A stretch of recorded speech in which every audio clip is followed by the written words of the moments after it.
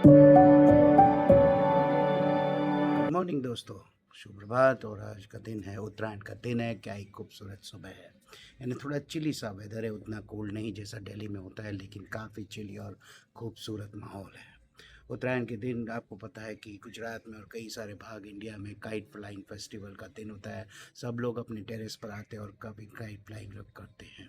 आज यानी हवा काफ़ी चल रही है, तो अभी काइट फ्लाइंग का माहौल अभी तक जमा नहीं है, लेकिन लगता है धीरे धीरे शुरू हो जाएगा। तो सोचा आज छुट्टी का दिन है, आज मुझे छुट्टी मिल गई है, कोई कॉल नहीं है, तो फ्रेश होकर बैठा हूँ अपने टेरेस में। काइट फ्लाइंग का तो कोई मूड नहीं है, लेकिन कुछ बातें की जाए। तो सबसे पहली बात है, मैं सुबह उठता हूँ तो न्यूज़ पढ़ता हूँ नीट पीजी के बारे में। सोचता हूँ नीट पीजी के बारे में, सोता हूँ नीट पीजी के बारे में, वीडियो भी बनाता हूँ नीट पीजी के बारे में। तो जैसे मैं उठता हूँ मैं देखता हूँ कि भाई नीट पीजी का कट ऑफ जो है उसको डिक्रीज़ कर दिया गया है, उसको नेगेटिव की तरफ ले जाया गया है। यानी न्यूज़पेपर में हेडलाइन दी है कि NEET PG cut off has been reduced to -40 out of 800। यानी किसी को अगर -40 नेगेटिव मार्किंग ज़ीरो तो भूल जाइए, -40 भी मार्क आते हैं तो वो अभी एलिजिबल है फॉर द काउंसलिंग। यानी उसमें फिर एक्सप्लेनेशन दिया गया है, कहा गया है कि इस बार काफ़ी सारा डिले हो गया और डिले होते होते से यानी अब तक 9,000 से 10,000 सीट अभी भी वेकेंट पड़ी है। 2 स्टेज खत्म हो चुके हैं, तीसरा स्टेज अभी शायद शुरू होने ही वाला है, उसके बाद आता है मॉप अप राउंड और स्टेट के भी शायद 1 या 2 स्टेज बाकी है। तो 9,000 से 10,000 सीट खाली हुए तो क्या होता है ना कि जो है आईएमए जो है इंडियन मेडिकल काउंसिल वो अप्रोच करता है जेपी नड्डा साहब को, जो हमारे हेल्थ मिनिस्टर है सेंटर के, कि भाई इससे क्या होगा ना कि काफ़ी सारी शॉर्टेज खड़ी हो जाएगी। मेडिकल स्कूल्स में, मेडिकल कॉलेज में रेसिडेंट डॉक्टर्स की शॉर्टेज हो जाएगी और मेडिकल सर्विसेज काफ़ी सफ़र होगी अगर ये 10,000 सीट नहीं भरी गई तो। मेरा सिंपल सा सवाल है, इसके लिए जिम्मेदार कौन है? पहले जान लेते कट ऑफ में हुआ क्या है।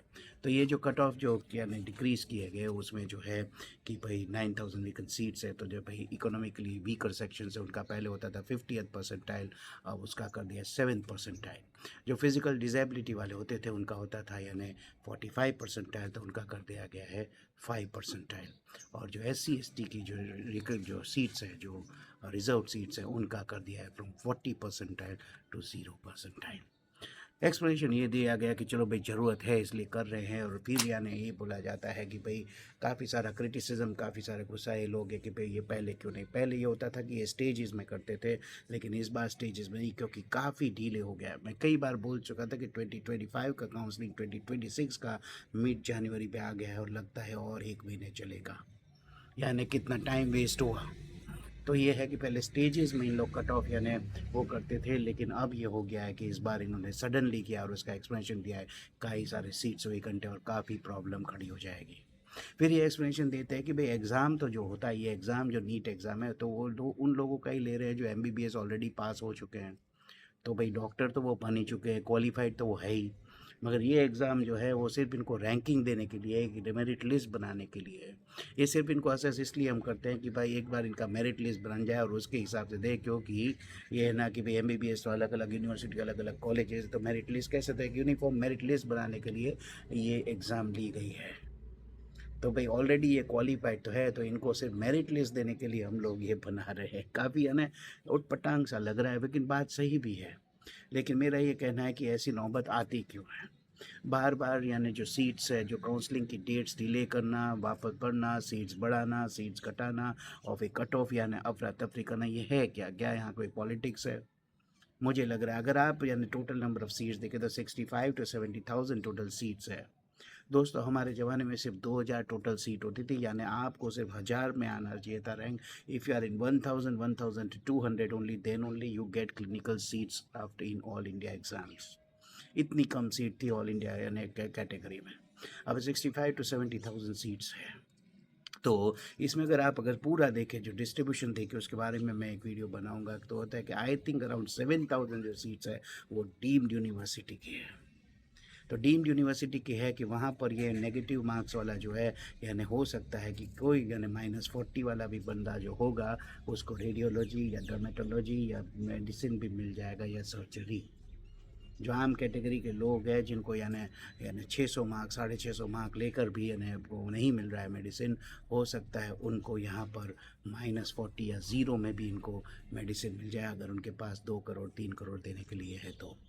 तो 7,000 सीट्स जो है वो डीम्ड की है। तो एक्चुअली यहाँ मुझे ये लग रहा है कि जो सीट्स खाली पड़ रही है और नेचुरली डीम्ड की खाली पड़ रही है, तो उसके लिए यानी कट ऑफ यानी लो किया गया है ताकि इनकी सीट्स बढ़ जाए। और डीम्ड यूनिवर्सिटीज़ होती है हार्ड कोर प्राइवेट हॉस्पिटल्स की, in a private medical college. Or we know that private medical college who all are owning the big lobbies, big assets वाले big businessmen और groups होते हैं, इनकी होती है प्राइवेट कॉलेज। या हो सकता है कई सारे जो है पॉलिटिशियन से जुड़े हुए, पॉलिटिक्स से जुड़े हुए लोग हैं, उनकी भी कॉलेजेस होती है। तो ये सीट्स खाली पड़ने वाली है। जब आपको पता है कि यही होने वाला था तो पहले से ही आप कट ऑफ लो कर देते, पहले से ही एग्ज़ाम का यानी स्कोर ऐसा बनाते, एग्ज़ाम इतना टफ नहीं बनाते ताकि यानी सबको सब कुछ आ जाए। आपको कहीं ना कहीं मैपिंग तो पता ही होगा। चलो आप कट ऑफ कर दीजिए, फिर मान लो किसी को 100 मार्क वाले को, 200 मार्क वाले को अगर नहीं मिलता है अलग बात है, मगर ये सुनने में ही कितना अटपटांग लगता है कि किसी को माइनस मार्क आया तो बोल रहे कि माइनस मार्क इसलिए क्योंकि एग्ज़ाम है वो नेगेटिव स्कोरिंग वाली एग्ज़ाम है। नेगेटिव स्कोरिंग वाली एग्ज़ाम है इसीलिए तो ना माइनस मार्क्स आ रहे हैं। तो नेगेटिव मार्किंग हटा दीजिए, सिंपल सा है, नेगेटिव मार्किंग हटा दीजिए। वैसे भी यूएसएमएल में नेगेटिव मार्किंग नहीं होता है, आप सभी चीज़ कॉपी करो तो नेगेटिव मार्किंग हटा दीजिए, ताकि वो ऐसा ना लगे यार कोई यानी जनरल पब्लिक है वो तो बोलेगी यार इसको तो नेगेटिव मार्किंग है फिर भी ये एमडी मेडिसिन कर रहा है।